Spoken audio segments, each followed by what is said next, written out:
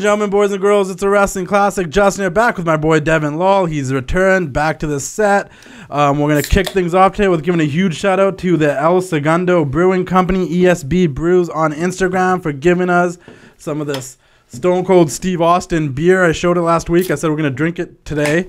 Cracked mine. Yesterday was Stone Cold's birthday, so I actually cracked one yesterday and had it for the first time ever. Happy birthday, Stone Cold. Happy birthday to Stone Cold Steve Austin. Happy birthday to you. This is one hell of a beer. One hell of an IPA. And I'm not going to lie, first sip, like, what's your impression? Good stuff. It's killer, right? It's got like a citrusy kick. That's good IPA. That's good IPA. It's not a lot of aftertaste. That's one thing that pisses me off about the IPAs. I love what it says on the side too. It's like Broken Skull IPA, a badass 6.7 India Pale Ale, designed by Steve Austin, ESBC, for the working man and working woman. So like a beer for the working man. It features Citra, Cascade, and Chinook hops to deliver big flavor with an easy finish. Stop yelling at me. Now stop reading and start enjoying this awesome beer. Cheers, Steve. I'm surprised you read that much. No, I read it wrong, but the first things first, though, it's a great beer. I didn't know you know how to read. Check it out. It's available in California, all throughout the state. It's available in New York. They're trying to expand it next year and get it out in Oregon and Seattle and across America and other places as well. I'm sure they're going to try to get it out in Texas ASAP if it's not out there already. But it's a really good IPA. Probably, I'm not going to lie, like, I've only had one so far. This is my second one ever. And it's good, man. It's hella good. Rocking their shirt too. Repping the brewing company. Got my Stone Cold Chalkline jacket, so I might as well throw that out there too. If you're a Chalkline Official fan, be sure to go to chalklineofficial.com, go on the Instagram page on Chalkline Official on Instagram, and check out all the merchandise to drop in.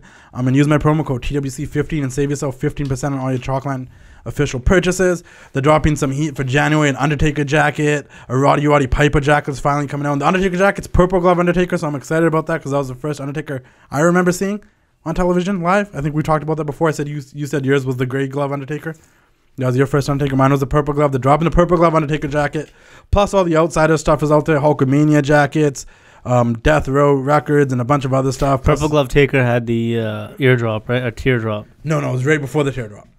Teardrop was only had that weird ass mask when his face got broken. Yeah, it's still Purple Glove. Probably Mabel broke his face too. It was Mabel and Yoko. A fat bastard. They did like leg drops or something on him, and he had the mask on. Yeah. I remember seeing the Mask Taker and also being so fascinated by that. I remember seeing the mask on the cover of one of those WrestleMania VHSs. Maybe 11. No, he wasn't around for 11. No, it was 12. It was 12 because they had the mask. Him and Diesel. But they had him in the mask though, even though the mask was off by that time. Because he still had the mask. You do the poster so much earlier though. Yeah, because he had the mask like promoted for the 1996. Think of some of the posters you see. They make it so far in advance. It's like, it's true. I always remember the one WrestleMania. Who was it, like Booker T and John Cena on it or something like WrestleMania 22, and it was so random. Yeah. And it was like, they didn't even face each other. Actually, a good WrestleMania too, though, that one. It was. I'm trying to remember. Yeah, that was Mysterio on the belt. We got to go through all the manias on the show one day. Close to the WrestleMania season, but I mean, we could do it whenever. I mean, we could do it soon since AEW's just been shit. It's a horrible show this week. That'll take a lot of time. We really don't have that much to talk about this week. It's been bad for a while. And it's not that, like, actually TLC was enjoyable, Raw was enjoyable, but I think AEW was actually, like, hard to criticize maybe 3 weeks. Yeah. It just a lot of the stuff that happened this week, considering it's the last show of the year and all that stuff. They're everything they said they weren't going to be. This week they just threw, like, they show records on the bottom of their graphics. They threw the whole sports thing out the window. There's no real sports feel. Their show became what everybody hated, a.k.a. the buy-ins on their pay-per-views. It's people liked the shows, didn't like the buy-ins. So if I was going to make an excuse for them, like I feel like they're kind of in a transitioning period because I've heard there's been a lot of backstage stuff going on between certain people being frustrated with the creative and how things are like Jericho being frustrated with the creative and how things are going on over there. Well, yeah, because like he is the kind of guy that doesn't only care about his stuff. Yeah, he's the kind of guy like from his generation. You didn't just go to like Vince or whoever. Yeah, you didn't just go and start shilling ideas for yourself. You'd say, hey, so and so would have be good in this kind of feud, or you should put these two in a match or whatever. Like Xbox always talks about that, how they would always go with ideas for other people. Apparently, Road Warrior Hawk was big with that too. Would always have ideas for other people. Yeah, so he's probably like, dude, like. Some of this stuff sucks. And that's what I've been reading on like dirt sheets, and I think Meltzer guys have talked about like that. I haven't seen that at all. Jericho's been very. I've read it, I think, on Sportskeeda and stuff. That Jericho's been very vocal about. Don't read anything on Sportskeeda, bro. Like honestly, that thing's trash. I know, just saying. It's absolute trash. Who's that guy that used to work there? Triple trash. He's got a brown guy. He's got an Indian name. I don't know. Super trash. That's the other guy, Wrestling Inc. Super trash, dude. I don't know, but anyways, don't ever quote Sportskeeda on the show ever again, dude. I'm just saying. Don't ever quote them. Nothing. Garbage. I'm just saying that. there has been where that Jericho's messed up. I'm just thinking maybe it's in transition period because they don't seem like they know what they're doing. Right? If yesterday's episode proved anything, that's what. No, they're doing what they want to do. It's just not any good. They got like 3 cults going on. The Brandy's acting was horrible yesterday. We said that since the first vignette. I know, but it just keeps getting worse. Like yesterday when she was came out there, she started talking to that Statlander chick. I'm like, what? Why are you speaking like you're in a grade 10 drama class? Like what is going on here? It wouldn't be so bad. It'd almost be kind of funny if she didn't think she was so good. She's always talking about how it's not because my husband this and that. Like, okay, we get it. You work hard. Working hard doesn't mean you're any good. Lots of people work hard. Yeah. Most people work hard. That doesn't mean anything. Yeah, and I just too many dark cults going on. Like then the Dark Order thing happened. At the Dark Order was cool until they showed up. Yeah, because at the end they showed up at the worst time, and everybody came out there trying to find. And it's like there's no connection or storyline. I guess this is the beginning. I seen somebody on Twitter compare that Dark Order buddy, the fat guy, to the Fiend, and I'm just like, okay. Well, they tried doing some of that, like he was glitching in the first match. His video was glitching through there. AEW marks or something else, man. I guess we're talking about AEW right now, but I think AEW marks are like Trump supporters. They're just blind followers, man. That's good though, man. Like we're all WWE fans. We'll talk about when they're shitty. We won't defend the shitty stuff. But that's like, let's clarify the first things first. On this show, we never super promote anything though. Like AEW fans know they can get away with criticizing this Dark Order stuff because everybody hates it. They're like, oh, the other AEW fans don't like it either. I can finally say some criticisms. Yeah, but like on this show, like once again, we don't know anything about anything. We're fans just like all of you, but we give our opinions and thoughts, and we'll equally shit on WWE just as we'll shit on AEW. We want both of them to do good. We're fans of all wrestling. We want you guys to watch everything, but we're gonna tell you when something goes bad. AEW this week watch what you like. I don't care. Yeah, if you watch whatever. everything. No, I want people just to watch wrestling. I follow everything. I don't watch everything. Yeah, no, but I want people to watch wrestling, and when it's bad, we'll want to say what's bad. So hopefully things will get better. I would way more prefer if I had MLW. I just know TV. If I've seen anything in the past like month, is there was a lot of people, and this is a different conversation. Let's move away from AEW for a second. Let's do it. If you agree, there's a lot of people online as of recently. How do you know? Just because I've been following different pages that are calling out people. Do you go on Twitter more now? Like kind of like Twitter stuff, and also YouTube people and stuff too. That's where all the fun is. And like, there's a lot of people that it almost feels like they trash the WWE or they'll trash AEW because they're picking a side, and that's a cool thing to do. Nah, don't pick a side. What you like. Like JDNY from New York, I don't know who he is, but he's always trashing things, and like it's almost like people think that if you're trashing things, you're gonna get more listeners, you're gonna do more because you're trashing things. You will though. Which is fair. I definitely enjoy shows more that are hypercritical. No, and I like shows that are critiquing stuff all the time. Like that's why, like I will openly say, like I used to enjoy listening to Vince Russo's podcast because he would say things that nobody else would say. But that's his gimmick. Yeah, but you know what I mean. But like he's saying, and then Jim Cornette when he talks about AEW, sometimes it's really interesting to hear his thoughts on AEW because you know they're not. Yo, I've been listening to Jim Cornette's podcast religiously for years, man. Yeah. I don't agree with a lot of what he says. I agree with a lot of it, but it's just good stuff. To hear other things, to hear other perspectives. Good stuff. And on here, what I'm saying is we offer our perspectives. You're still watching AEW every week. No, 100%. You're still watching it every week. And my point is on this show. I stopped watching it. On this show, we're just offering our perspectives and what we think. It doesn't mean that we're hating on either company or whatever. But the show sucked this week. Even my brother. And sometimes like Raw sucked. My brother. Sometimes other shows suck. Like I know a lot of people hated TLC. I actually enjoyed it a bit. But what like my brother and his friend. When AEW started, we were all diehard NXT fans in our house. So him and his friend, you could see every Wednesday they'd get together and they'd watch Dynamite. Yeah. And now over the last few weeks, they switched back. They started watching Dynamite on Thursday. Now I'll see them watch as NXT again. Now I don't even see them watching Dynamite anymore. Well, NXT was good this week. I walked out before we were recording today, and they were watching Balor and Cole, and I was just like, oh, another week without Dynamite, eh? Those are the only two matches I watched. Was Balor and Cole, and I watched Rhea and Shayna. Yeah, I watched those two. After those are the only two matches I watched. Yeah, I watched those two matches. Had to. I'm gonna watch both of them again. Yeah, and I know, and I actually need to watch the first match. I had no idea Rhea Ripley was so young. I did, but I don't know how young she is. I would have said 25. I thought she was like 22, 23, right? Yeah, 22 years old. Yeah, I knew that. She's a little baby. Yeah. And she doesn't look that young, though. She does look 24, 25. Yeah, she looks mid-20s. Yeah, which is a good thing. Not listening to a negative way. It's like she looks older, which is even if it is negative, whatever. I don't know. But that's true. But yeah, no, I do have to watch Balor and Cole because I was kind of in and out of it. Like as I was watching, like on my phone watching it. But then exactly what I expected to happen happened. What I predicted last week, Gargano was going to eventually come back. There was unfinished business. He came back after the match, though, which is cool, but he's back, and we're gonna go with Gargano and Finn, and then I think now maybe Ciampa will get at Cole. I think that's good because I'd rather see Cole come in after Mania. Bless you, yeah. Bless you. Gesundheit. I'd rather see Cole come in after Mania. Yeah, because that's a career killer. You come in before Mania, you don't have like a decent program. No. You're all of a sudden just a regular guy. That's true. It's that easy. I don't know. And it's that easy to just become a regular guy. It's also like, do I care for anyone to go anywhere now because now NXT's on TV? I do. It's their brand. I do. If they switch and mix people up, like cool, but you know what it is? The building size. It still hurts the product watching it. No. I'm saying the building size. Seeing Adam Cole walk into a SmackDown or Raw arena. So cool. Yeah. That's cool. But that is still one of my biggest flaws with NXT personally is two things. The promos are a wider shot. Yeah. I don't know. There's just two things. Sometimes I still think it is the Full Sail atmosphere kills it for me a little bit sometimes. It's just size. The crowd is too mic'd. Yeah. And then the second thing that bothers me with NXT, and this is a me problem, you definitely probably love it, is sometimes I do think it's too much back to back really good wrestling. Where when it's too much good wrestling for me, I liked it when it was an hour. Yeah. But now I watch the show in chunks just because I don't have we don't watch it live. Yeah. But those few weeks that I did, like those few weeks that I'd watch Dynamite, then I'd stream NXT right after, and I did that for a few weeks when the Wednesday Night Wars first started and stuff or whatever you want to call it. There were points I'm like, man, NXT, this 2 hours into NXT feels too much of like bang, bang, bang, good matches. And all good matches, I get overwhelmed. It's like watching Wrestle Kingdom. AEW's ratings are just consistently lower now, eh? Yeah. But it's just, look, if you look at this week's episode, it just wasn't good. And you see how empty their buildings have been? Yeah.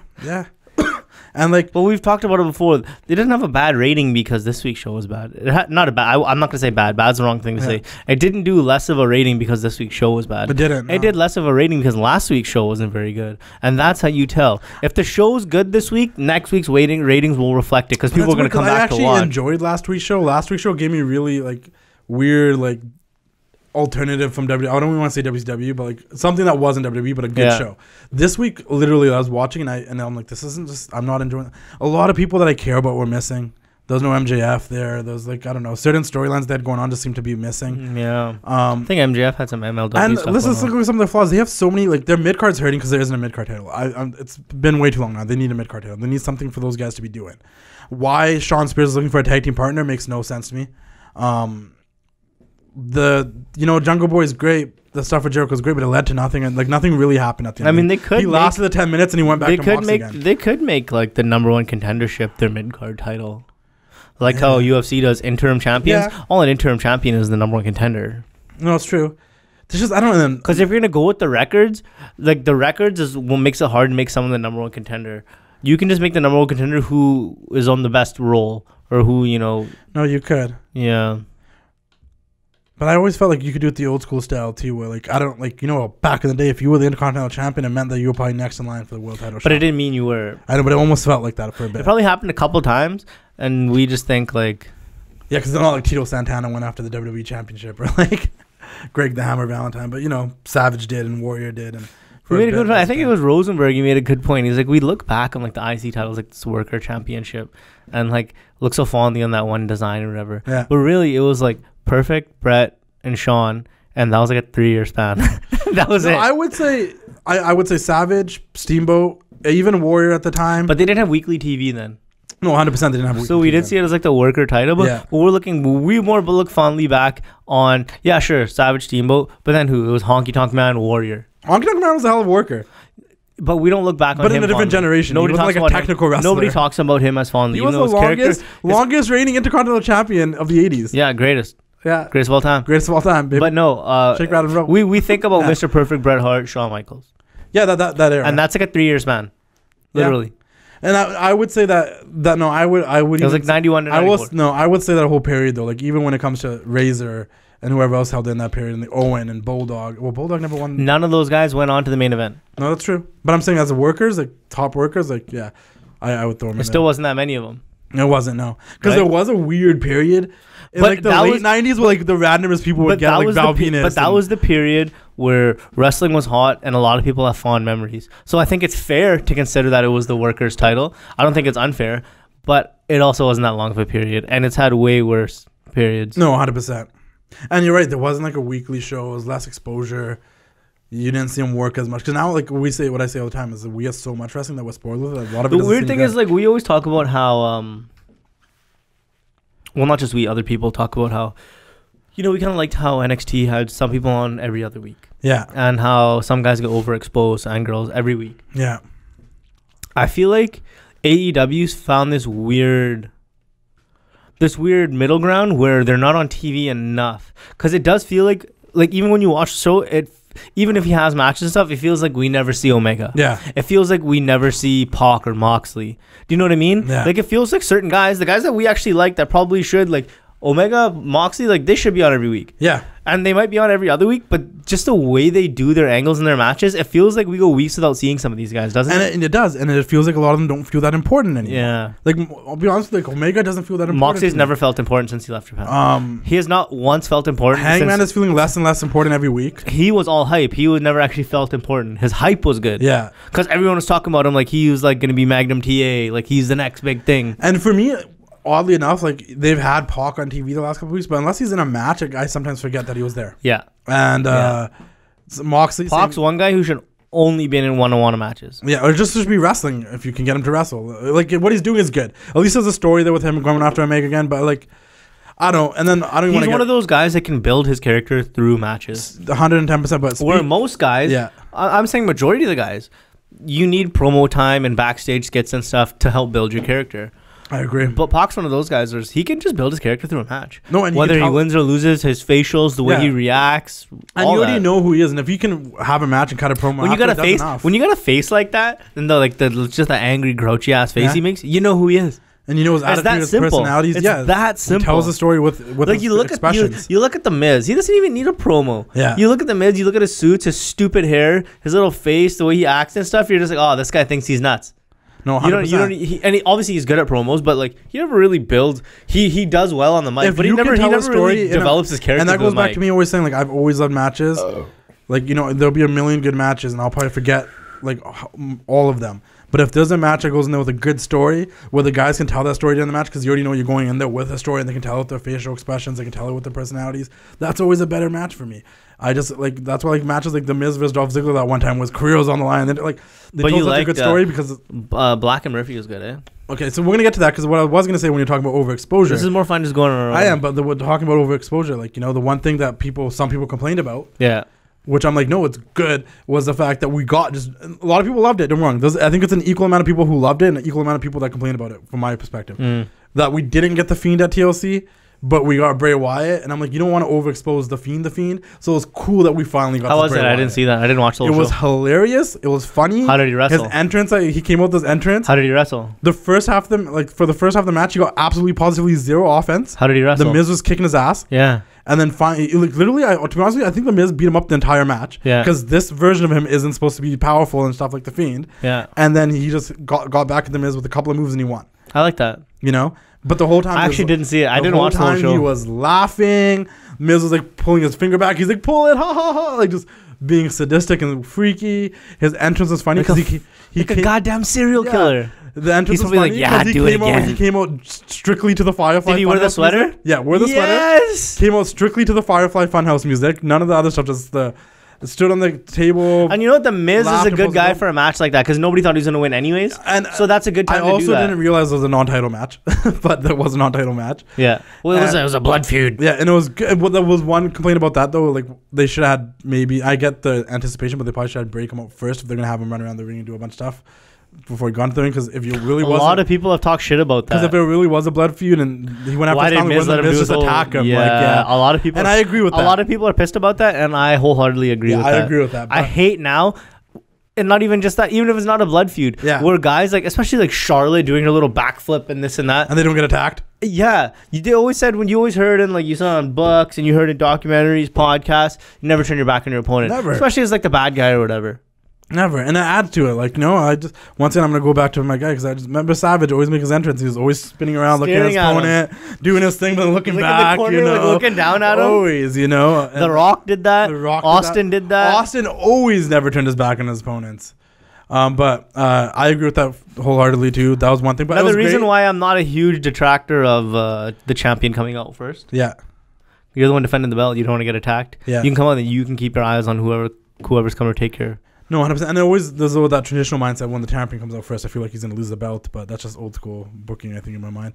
But as for Bryan coming back, looking like 2012 Daniel Bryan, Dragon Boy, looks better and younger. Dude, crazy that he never aged. That's what healthy. He actually looks better now than like I I'm after seeing that, I always kind of thought it, but I know for sure now. I have never been the biggest Daniel Bryan fan, strictly because of the way he looks.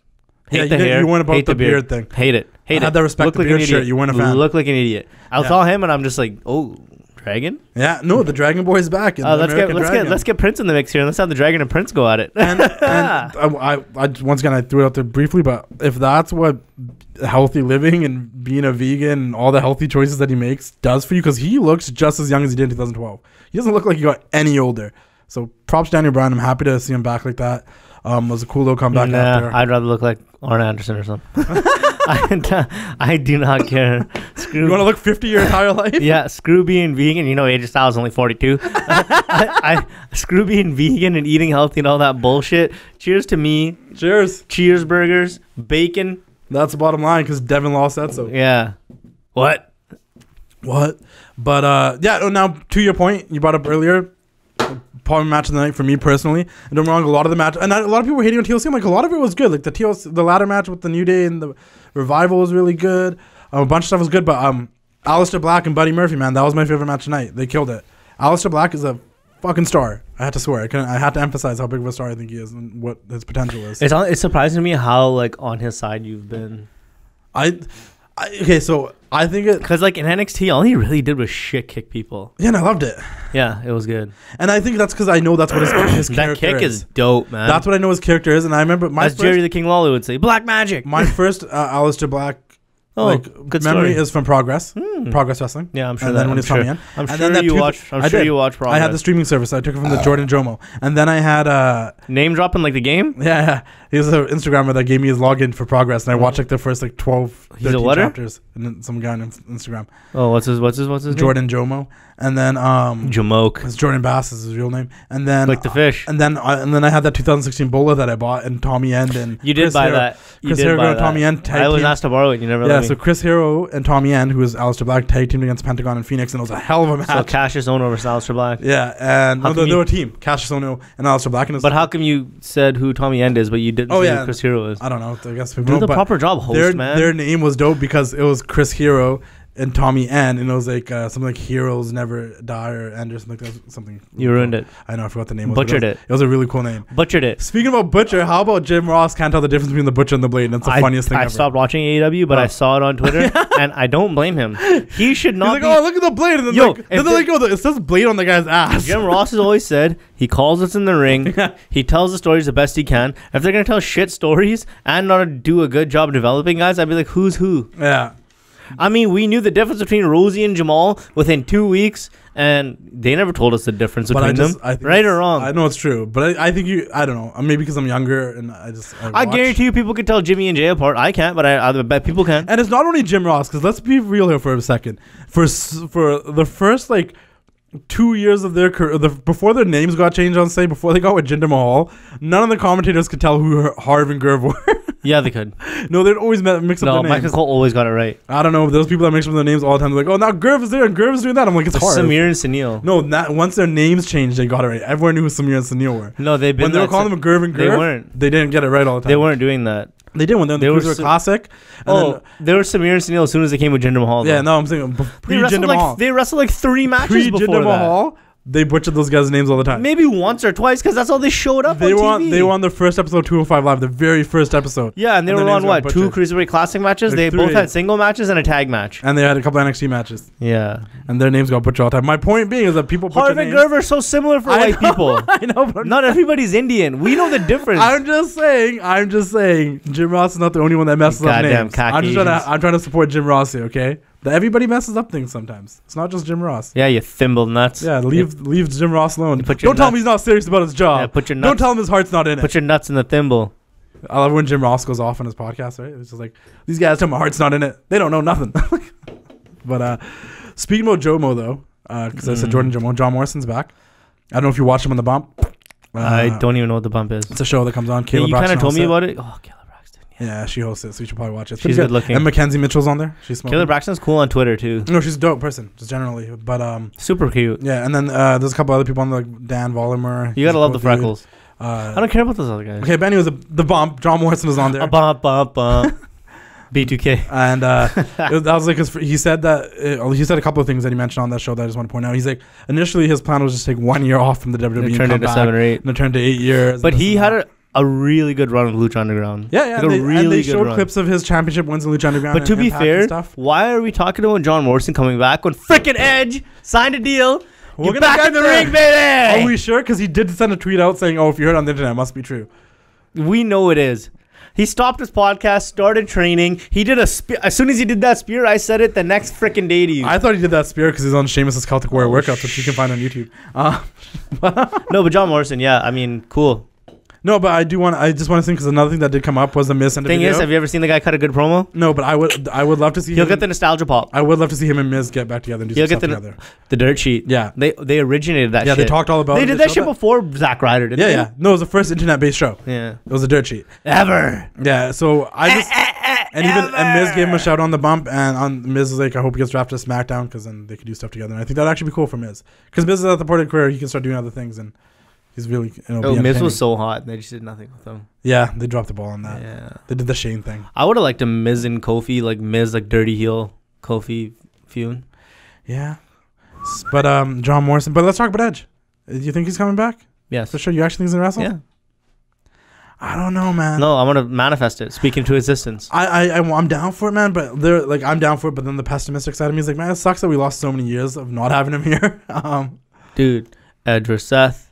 Edge versus Andrade, Edge versus Reigns, Edge versus who else? Everyone. Yeah. Everyone. Kevin Owens. Edge versus Kevin Owens would be great. Let's see him fight Becky. Edge and Shinsuke. Let's see him fight Becky. Let's see them fight. The man versus the rated R superstar. Dude. Edge versus, you know what the funniest thing? And the thing is, you know what they probably would do? Still from seeing him when he comes back, the guy can cut a promo better than he ever. 100%. But you know what they'll probably do? They'll probably do Edge and Baron Corbin right off the back. That'd be great. No, it'd be great, but I just feel like that's what I actually see would happen. It's gonna be Edge and King Corbin. I'm excited for all of it. Yeah, but there's so many possibilities, and don't just have them face top guys. Do you think he'd come back on a full-time schedule? Let's have Edge and Ray win the tag belts again. I don't give a shit. Talking about Ray, He's been on a hell of a roll. Finally, my network started working at my house again. What a waste that gauntlet was. And I finally watched so much of the Chronicles and the Day Ofs. How's the Chronicle? The Trish one was great, 24. I saw the Trish one. It was really good. How's the Ray Chronicle? Reminded me why I was a Trish Stratus fan. The Ray one's so dope. And the coolest thing about the Ray thing is it was a great Chronicle. Watch it. It's actually really entertaining. If you haven't checked out, definitely check it out. Shout out to what the producer of the show, the Chronicle shows. He follows me on Instagram. He's a dope dude. I'll give him a shout out in a second. But watch the Ray one. It's super dope. The coolest thing to me, like, I didn't realize is like how much effort he puts into like his masks and his costumes, like how many he has. But we've always known that. I know, but he's been using like the same guys. Something about it, me just like forgot. Like I forgot how many attires this guy's had. You don't have a whole lot of interests, and that's not an insult. Yeah. But I imagine most of his references that aren't superhero related, you don't get. Well, I get them when the country related, when the superhero related. That's what I'm saying. I get the Louis Vuitton ones. I think a lot of his stuff you just don't get the references. I think a lot you don't notice because you don't have a lot of interest. Yeah, I know. I do have a lot of interest, but not outside like of movies, music, and yeah. wrestling. I'm not like a sports guy or like, you know what I mean, stuff like that. Yeah. But and I do like old school comics stuff. But yeah, it was really good. You check it out. But shout out to Joey Maloney. Yeah, he's Red Light 24 FPS on Instagram. He's like the filmmaker for all the. If you're producing shit, have a better name. Change it. He's the filmmaker for all the Chronicles, and he's a dope dude. He follows the page. And I would actually pay to have him produce stuff on the Raw or SmackDown. Those things are so well done. Yeah, him and Giancarlo does a bunch of stuff for video projects for WWE. But Giancarlo, you guys probably know, he did a bunch of stuff at Joey Janela Spring Breaks and stuff in the past. He's the man, GCW and everything. Edge would be like a giant compared to the roster today. Yeah, probably. Other than Edge, I did want to talk. Killer Kross. Impact finally released him from his contract. Where do you see him going? AEW or WWE NXT? I think he'll do independence for a while. No, for sure, but like eventually. A WWE will sign him. I feel like he's more of an NXT guy. No, they'll give him that deal they tried giving LAX. Yeah. Be in NXT for a bit. We'll bring you to Raw SmackDown. No, 100%. And like his future wife, girlfriend's there. I think putting them together. Smoke show? Yeah, putting them together would be dope in NXT. I don't think he should be with anyone. No, fair enough. But if they were to put them together, like I'm not against that either. I know a lot of people are fans of him. I don't think anybody's actually seen him wrestle. I think people have seen his videos and see how cool he looks. I've watched a couple of things on Impact, a couple of matches, but I've seen more of. Yeah, I have seen more of his. One thing that does worry me though exactly pretty much what happened at Impact. Yeah. Is like what happened to him in AAA. So how was someone that good continuously end up being not used? Is that what happened to him in AAA? I don't know what happened. They just stopped. They used him as like a killer, but they would like not use him all the time, and then just like stopped using him. Oh, that's brutal. I didn't know about that. And then same thing. He had a big role on Impact. All of a sudden, he's just like nowhere to be found. I saw him live actually once at AAW in Chicago, but like I am more of the mind that I just don't think people have found out what to do with him yet. They haven't really honed his character. You see that it's good. You see that it could be big, but you don't know what to do with it. I'll be honest. Like I only became aware of him in the last couple of years, mostly because of his Impact. Yeah, run. last 2-3 years. Yeah, mostly because of his Impact run. He was doing a bunch of stuff there that was like people were talking about it, this and that, and I think he's got a hell of a look. This character, like the promo videos that he's posted and stuff. He's a big dude. It's good stuff. He does all his own videos. Yeah, all his own character development. That's all him. I mean, he would make a huge, no pun intended, impact in AEW if he was to go there. He'd add a little bit of character there. But I see him as an NXT guy. Almost every person not named Jericho is lost in the shuffle there. Nobody has a purpose on that show. Jericho and Cody. Nobody has a purpose on that show. If you can't even do something with MJF. Yeah, they did nothing with them this week. Last week they had him cut a promo and then that's it. Dude, they're not doing anything with anyone. And they have a show. Yeah, there's a poor continuation with storylines and stories and like things are getting mixed up all the time. Like if it's MJF versus did I say this earlier? If it's MJF versus Cody, why is the Butcher and Blade a part of it? How empty their buildings have been? Yeah, you did. And they have been. But this is the one thing I'll say again though. I understand they shouldn't WWE and AEW should stop doing arenas. No, and I understand that they've been empty, but at the same time, I will say this about the AEW crowd: they're still a lot more lively. Oh, they're the best. That's the thing. They're the best. So it could be half empty, but at least the crowd's loud. Because I'll say something about like Raw, for example. Raw's usually sold out. SmackDown's the one that's on and off. Raw, SmackDown, those like a lot of kids. Yeah, and it's very quiet. The kids don't give a shit about stuff, and that's a hard part, man. And even if they cheer, nobody hears them. Yeah, it's a hard part because it is really quiet. Like, if for example TLC, for example, I'm sure that was a sold out show. Brian barely got a reaction that he should have got initially. And that's what I mean when I'm like, but WWE crowds. But that doesn't really worry me because he typically gets really big reactions, so that doesn't bug me. No, for sure. But like I'm just saying, like it's weird. What was the main event? Oh, they went with the women again. It was a good match. Kairi Sane got hurt. Charlotte slaps her with a bitch. Everyone was kind of confused about what hurt. They thought it was a monitor, but then they saw a different angle. It doesn't really matter. She got hurt in the beginning of the match. Then there's a couple of power. But literally, no matter what narrative you take on that match, it doesn't matter when she got hurt. Yeah, no, it's just a lot of people trying to figure it out. I don't know what point it was. I thought you might know. I hear a lot of people and a lot of people's opinions I respect, and people that I generally don't disagree with who are like, we have to stop this. The performer's always going to go through. Blah blah blah. They shouldn't have. Yeah, people are saying the match should have been stopped if she got hurt. I don't believe that. I mean, because I'm sorry. The studies show what concussions and brain injuries do to you later in life. Yeah. But there's nothing that shows what one concussion does to you. Yeah. And if they're making especially in a tag match, somebody should have said, hey, she was hurt or whatever. Yeah. You can work around it.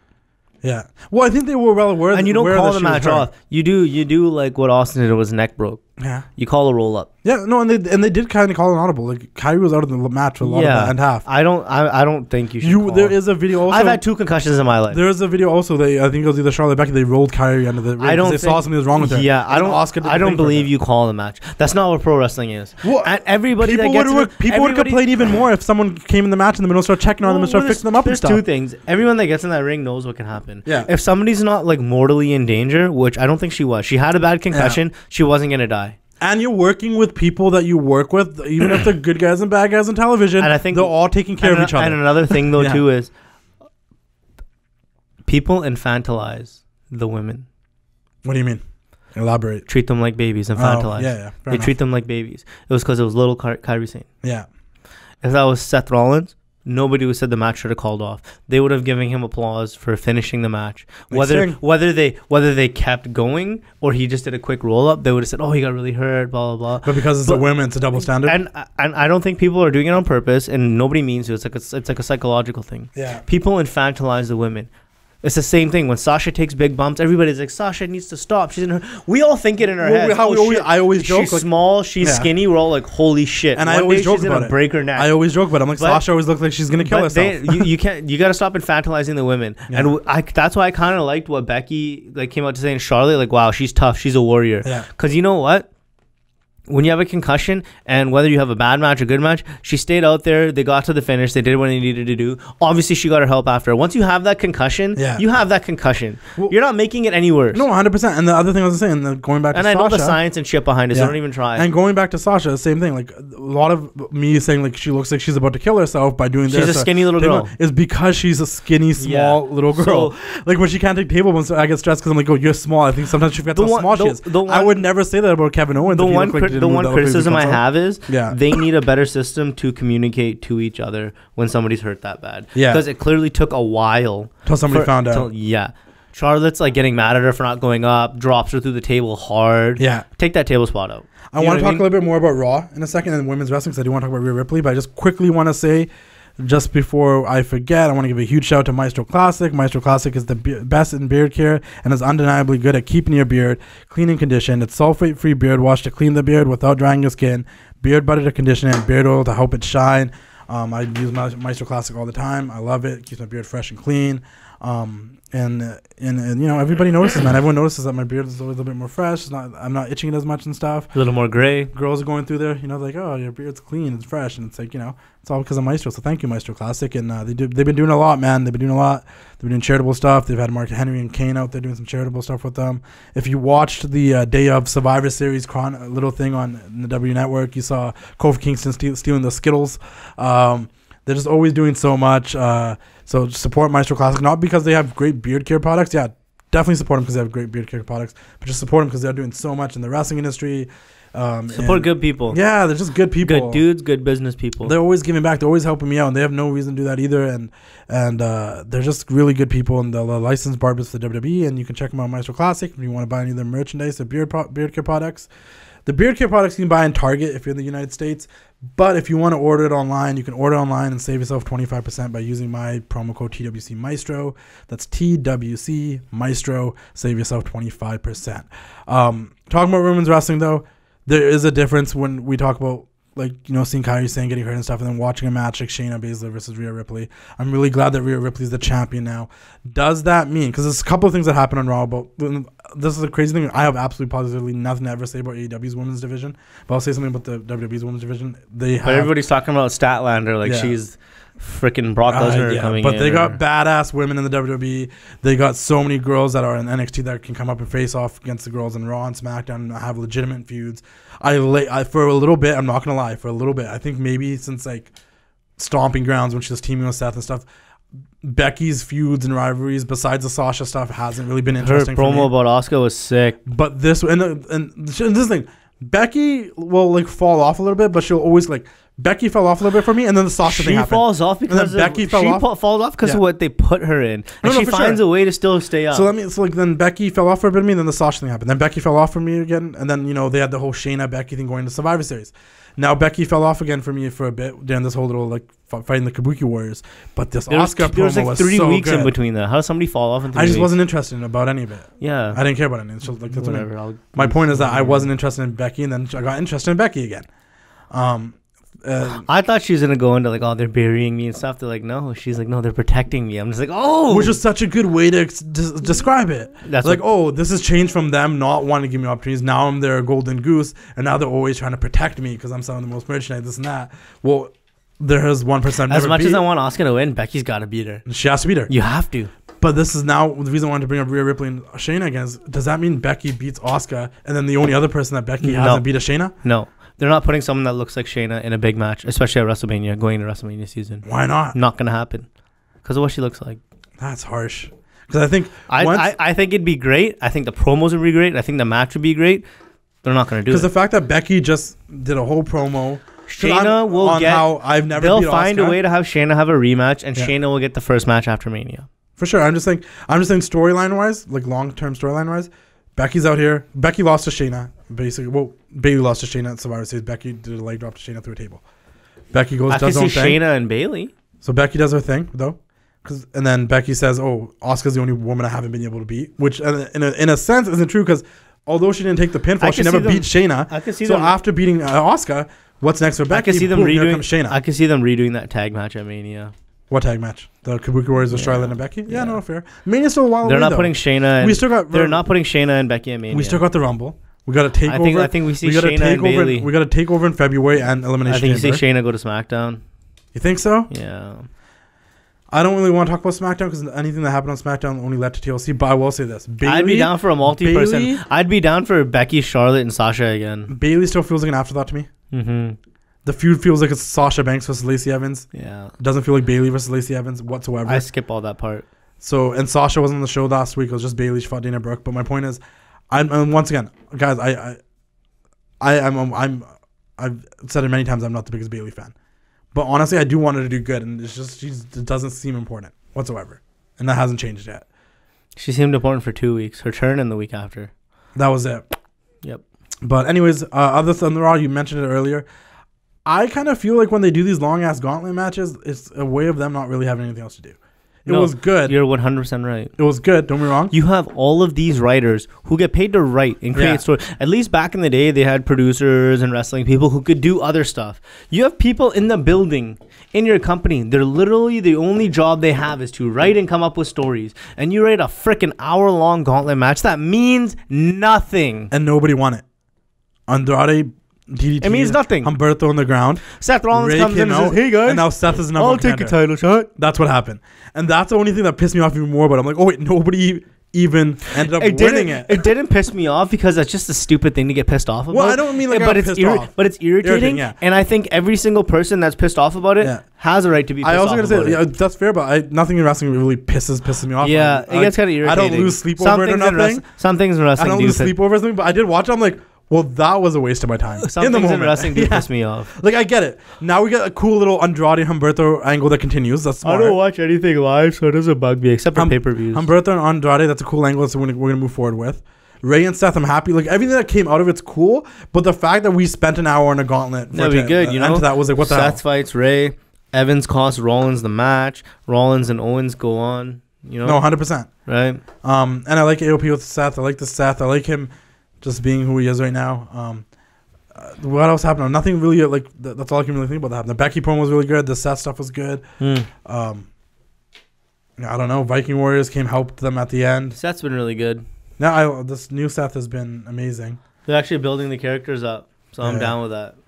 Yeah, I don't know, man. I think let me just see. I'm gonna quickly see what happened in Raw. If there's anything else that captured my attention, because otherwise, honestly, I don't think it was that crazy.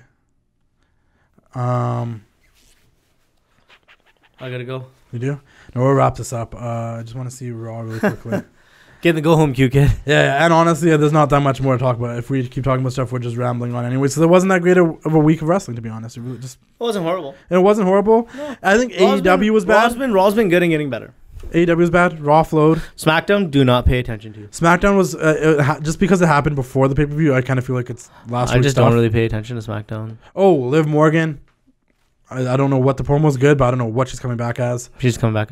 She's gonna come back dark. She didn't cut her hair or anything. Why are you putting her in a bath? It's just 2019. Everyone on Twitter. That's so stupid. You have Lana in this angle, and you're putting Liv. Well, we're going backwards in time. Like, dude, why don't you ask them how they feel about it? I'm sure they're happy about it. What's wrong with using your sex appeal? Somebody who said, I think it was Paige said it. What? Like, you guys are talking to us about our sex appeal. You guys had Randy Orton coming down looking fucking juicy as fuck, and their underwear every week. She's like, there's a reason that he wears those tights. Yeah. Okay, so why are the girls getting? And he has a huge female following. Why is it bad when the girls get to be sexy? Yeah. The guys get to walk around in their ginch every goddamn week. I do also like that they had Deonna Purrazzo on the show this week. Deonna Purrazzo. I can't even say her name. Yeah. And next week I think they're having Chelsea Green, but it's cool to have them just show up on there and give them some exposure. Other than that, Randy Orton, AJ Styles, good feud. Don't care for the Viking Warriors getting involved. I don't know. That's cool that the club beat them. No, it's just two different people feuding, and then there's... That's okay. At least it's logical. Samoa Joe's clear to wrestle. Don't know where he's going to fill in.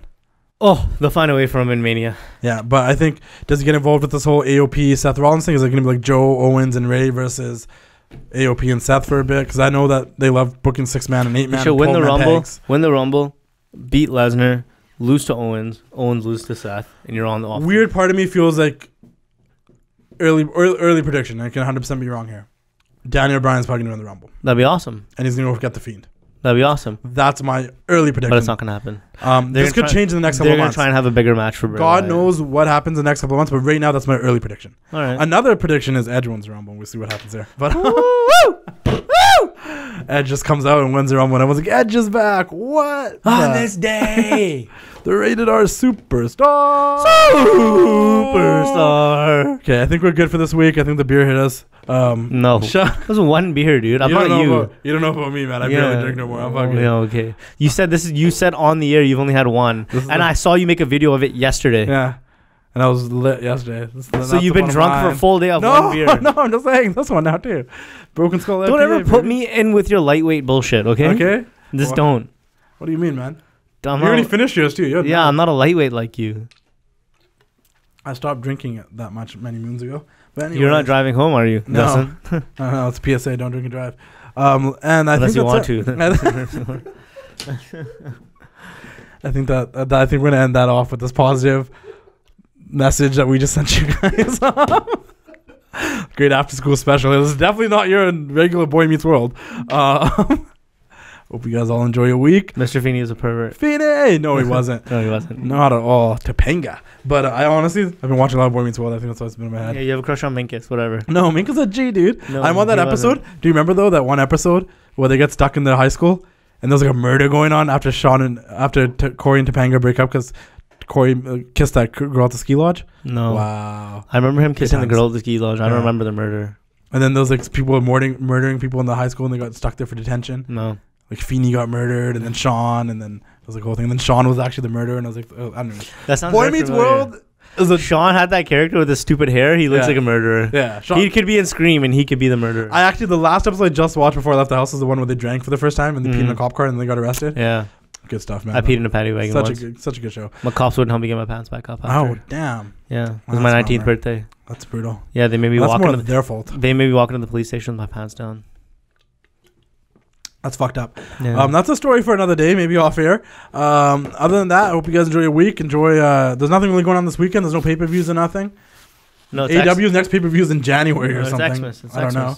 Merry Christmas. Happy holidays. It's true to everybody. Hope you guys enjoy your Christmas. Enjoy your time with your friends and family. Mm-hmm. Hopefully, Santa Claus comes to town and gives you guys some gifts so you guys get to, whether you're going away, going home, coming home, being home, doing the thing. I hope you guys enjoy your Christmas. Enjoy Merry Christmas. Merry Christmas. Enjoy the season. Test the season. And I'll see you guys all next week. Hopefully, Devon will be back next week. Yeah. Still a little bit up in the air because you're going to New York for Christmas. Yes, I am. He's having a Home Alone 2 Christmas, but hopefully you're back here next week. If not, we'll figure some stuff out. We'll go find the Wet Bandit. I'll do the thing anyways because I made our producer here a very committed person. And that we'll see you all next week. Anything you want to add? No. Embrace the madness. Merry Christmas.